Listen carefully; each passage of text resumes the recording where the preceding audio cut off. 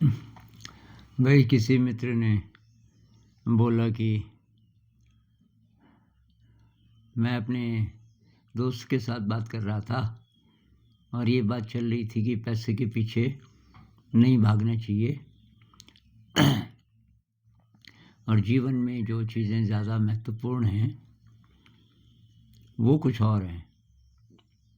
लेकिन कि फिर मेरे दोस्त ने बोला कि तू कल्पना कर, तेरे पास पैसा नहीं होगा, तुझे घर वाले भी परेशान करेंगे और तेरी ज़िंदगी बहुत मुश्किल हो जाएगी, किल्लत में रहना पड़ेगा, गरीबी में जीना पड़ेगा। तो कि मैं कंफ्यूज्ड हो गया और कि आप इस पे इस बात को स्पष्ट कीजिए कि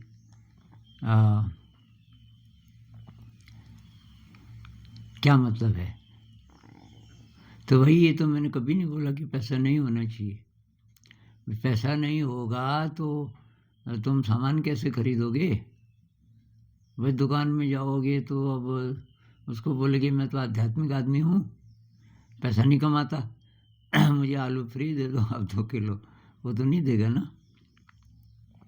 या आपको लैपटॉप खरीदना है अच्छा सा, तो और भी ज़्यादा पैसे में आता है। तो ज़िंदगी को जीने के लिए, ठीक से जीने के लिए गरीबी में क्यों जीना है? और जो चाहिए वो जुटा लो भाई। तो अब इसका क्या मतलब पैसे के पीछे नहीं भागना? होता ये है कि हमारी ज़रूरतें जब पूरी हो जाती हैं तो तब हमें आध्यात्म की ओर मुड़ना चाहिए, लेकिन ऐसा होता नहीं है। लोगों की ज़रूरतें वो नई ज़रूरतें खड़ी कर देते हैं। फिज़िकल ज़रूरतें पूरी हो जाती हैं तब साइकोलॉजिकल ज़रूरतें, और इसलिए मैं कहता हूँ कि भाई दुनिया से साइकोलॉजिकली फ्री हो जाओ, दुनिया पे साइकोलॉजिकली डिपेंड मत रहो। इसका मतलब क्या है कि रोटी, कपड़ा, मकान, साधन ये सब तो चाहिए, इसके लिए पैसा भी चाहिए, वो तो जुटा लो। लेकिन साइकोलॉजिकल का मतलब मेरी वाह वाह हो, मेरा नाम हो, ये बिरादरी में मैं स्पेशल हो जाऊँ, मेरा रुतबा हो, मेरा दबदबा हो, ये एनिमल इंस्टिंक्ट है। दूसरों को दबाना चाहते हो आप अपनी ये बार बार की शक्ति से, तो इस चक्कर में आपका इवोल्यूशन नहीं होगा, आप कैटरपिलर ही रह जाओगे, तितली बनने की कोशिश भी नहीं करोगे।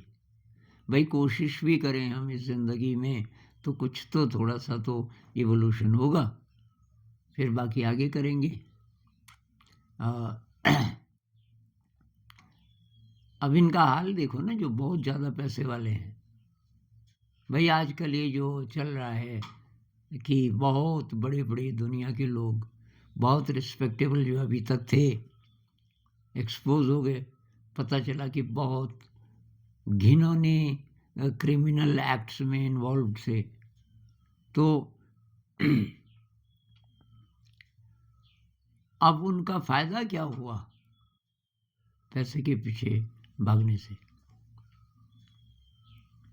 तो मैं ये कह रहा हूँ कि जितना पैसा चाहिए उसको कमा लो, और उसको कमाने का ऐसा तरीका ढूंढो जहाँ तक हो सके कि उसमें स्ट्रेस कम हो, मेहनत चाहे कितनी हो लेकिन स्ट्रेस ना हो।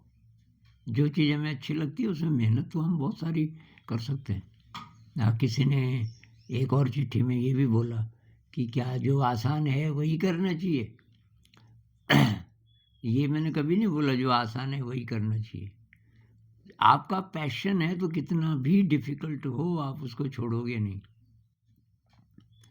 भाई हुएनसांग चीन से भारत आया, तकला मकान के मरुस्थल को पार करके, अफगानिस्तान को पार करके हजारों हजारों किलोमीटर। तो कैसे इतना ज़्यादा मुश्किल जो उसने काम कर दिया, कैसे? क्योंकि अंदर एक आग थी, मुझे ये करना ही है। तो अभी थोड़ा लाइट शायद कम हो गई, तो देखते हैं।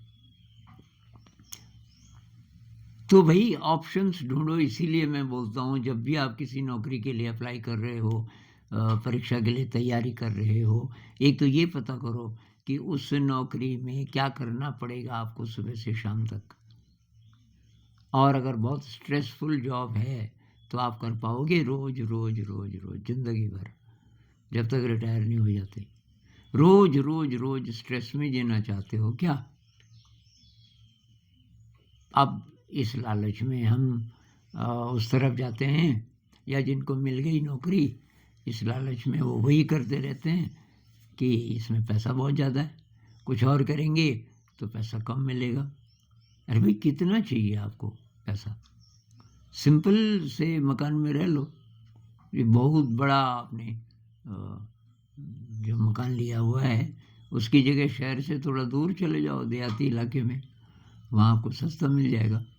और इसी तरीके से आप कोशिश कर सकते हो सिंपल रहने की, अगर दूसरा काम आसान है, स्ट्रेसफुल नहीं है। स्ट्रेस में क्यों जीना है इतना ज़्यादा? तो यही मैं कहने की कोशिश कर रहा हूँ कि भाई पैसा जुटा लो, इतना मुश्किल नहीं होगा। अगर आप सिंपल ढंग से जीना चाहें इतना मुश्किल नहीं होगा। एक और भाई ने एक चिट्ठी लिखी कि आप बोलते हो हाथ का काम भी कर सकते हैं, और तो जो रेडी लगाते हैं सड़क पे, आपको पता है वो कितनी तकलीफ से गुजरते हैं, और कुछ कुछ उन्होंने उदाहरण दिए। मैं उनकी बात कर रहा हूँ जो नहीं निकलेंगे। भाई आप परीक्षा में नहीं निकलोगे, कुछ तो करोगे, चाहे रेडी लगाना हो, करना पड़ेगा ना जिंदा रहने के लिए। मैं ये कह रहा हूँ कि पहले से थोड़ा तैयारी करो तो शायद आपको अच्छे ऑप्शंस मिलें। कॉम्पिटिटिव एग्ज़ाम की जब आप बात सोचते हो कि अगले 3 सालों में मैं बहुत ज़्यादा मेहनत करूँगा, उसके बाद क्या जॉब मिलेगी, उस जॉब में सुबह से शाम तक क्या करना पड़ेगा। अब वो आपने रिसर्च की, आपको लगा कि यार यहाँ तो ज़िंदगी बर्बाद है, रोज़ रोज़ स्ट्रेस है, पैसा तो बहुत है, लेकिन ये तो मैं नहीं करना चाहता। तो अब आपके पास समय है, अभी मत करो एग्ज़ाम की तैयारी, कुछ और सोचो। और हाथ का काम कौन सा बुरा है? भाई बहुत सारे हाथ के काम हैं, आपको केवल रेडी नज़र आ रही है क्योंकि आपने और चीज़ों की तरफ ध्यान नहीं दिया। हजारों हजारों चीज़ें हैं इस दुनिया में। पढ़ाई लिखाई वालों की ज़रूरत 1% भी नहीं है। 100 में से शायद 1 की ज़रूरत है जो पढ़ा लिखा है। बाकी 99 अगर कहीं नहीं गए, किसी स्कूल में नहीं गए, उनके लिए काम उपलब्ध है। हाथ के काम कितने सारे हैं। अब फैक्ट्री में भी हैं तो वहाँ पढ़ाई लिखाई की ज़रूरत थोड़ी है। भैया आपको मशीनों के साथ काम करना है तो मशीनों की जानकारी चाहिए, वो डिग्री थोड़ी चाहिए। वहाँ भी कंप्यूटर्स में बहुत सारी जगह आपको किसी डिग्री की ज़रूरत नहीं है। और बहुत सारे ऐसे लोग हैं जिसमें माहिर हैं कंप्यूटर में, लेकिन उनके पास डिग्री कुछ नहीं, अपने आप सीख गए। तो ऑप्शंस ढूंढो, और ये शुरू से जो बच्चे को अलग रखा जाता है हाथ के कामों से, आप अपने बच्चों के साथ कम से कम ये मत करना।